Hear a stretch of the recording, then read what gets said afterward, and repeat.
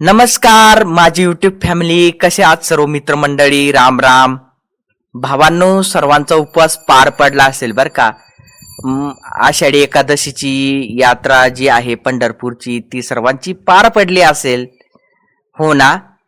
तर भावांनो, मला एक गोष्ट बोलायची आहे, ती म्हणजे कोणी कोणाचा एखादा लाड करू नये किंवा कोणावर एखाद्यावरती तुम्ही विश्वास ठेवू नका.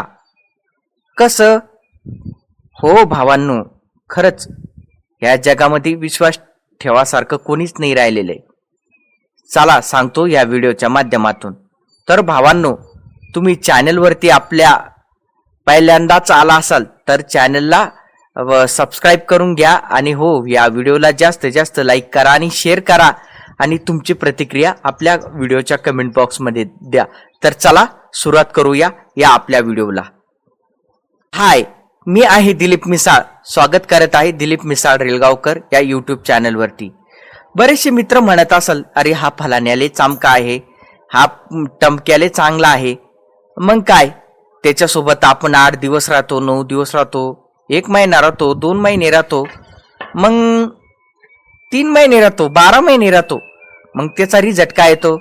आपण समजा त्याचा एखाद्या वेळेस काम नाही ऐकलं समजा, तर मग तो काय म्हणतो, अरे दादा मी तुला काय मदत केली होती. तो त्या मदतीचा विषय तो बोलून दाखवतो, उचकणं देतो. मग काय, आपण म्हणतो भावा, अरे तू मग माझी मदत कशाला केली? अरे मी तुला चांगला मित्र समजत होतो. भावांनो, तो तुम्हाला चांगला मित्र समजून घेत होता, तो फक्त त्याच्या मतलबी कामासाठी. कळलं का? मग काय, मग नंतर तुम्ही प्रायश्चित्त करतात, अरे हा माझा मित्र असा असा होता रे, मी याच्या सोबत खूप छानपणे राहत होता, तो पण माझ्या सोबत चांगला राहत होता. मग यार अचानक काय झालं याच्या मनामध्ये, यार याच्यासोबत मी जीवना मरणाची शपथ खाल्ली होती. म्हटलं बाबा याच्यासोबत आपण राहावं, हा माझा कायमचा मित्र असावा, असं मी मनात निर्धार निश्चय करून त्याच्यासोबत मी फिरायचो, बोलायचो, गप्पा मारायचो, त्याच्या आजारपणाची मी काळजी घ्यायचो. हो बाबा, तू त्याच्या आजारपणाची काळजी घ्यायचा मला खात्री आहे, पण त्याला तुझ्या आजारपणाची घेतलेल्या काळजीची जाणीव आहे का? एवढं तू तुझ्या मनाला प्रश्न विचारून पाय स्वतःच्या. मग काय, मग रडून काही फायदा नाही भावांनो. काही मुलांना आहे ना मैत्रिणीचा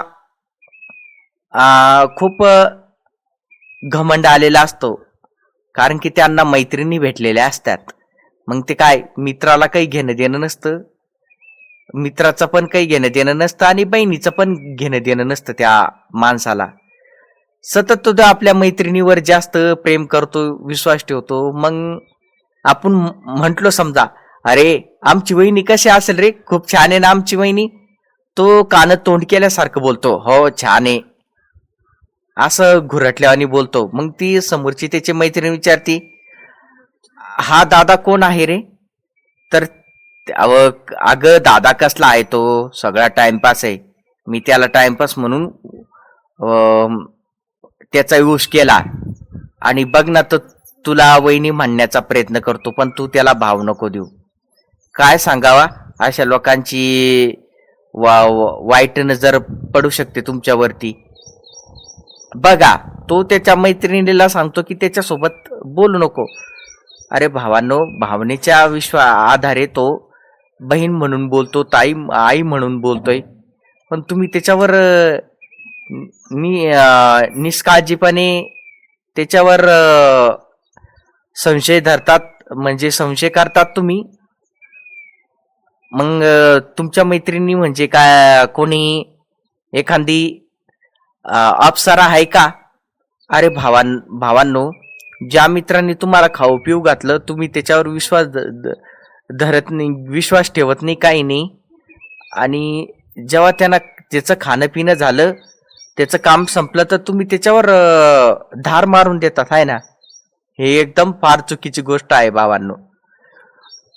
म्हणून म्हणतो बाकीच्या मित्रांना पण विनंती आहे, एखादा मित्र म्हणाला की दादा माझ्यासोबत चाय प्यायला चाल रे यार, मी तुला काहीतरी खाऊ घालतोय रे, तो कशामुळं तुम्हाला असा लाडीगोडी लावतो की तुमच्याकडे पैसा आहे त्याचं पोट भरावं म्हणून, त्याच्या मैत्रिणीचं पोट भरावं म्हणून तुमच्या नावावर बऱ्याचशा वस्तू घेऊन ठेवेल तुमच्या पैशानं त्याच्या मैत्रिणीचं शॉपिंग करेल, मग नंतर काय मारेल तुमच्या कमरेत लाथा. केला मग तुमचा त्याने विश्वासघात. म्हणून म्हणतोय जाता जाता तुम्हाला सांगतोय की कोणी त्या गोडबोल्या मित्रावरती विश्वास ठेवू नका, कारण की विश्वास नावाची चीज ह्या जगामध्ये राहिलेली नाहीये, राहिलेली फक्त विश्वासघात नावाची प्रवृत्ती. चला बाय बाय.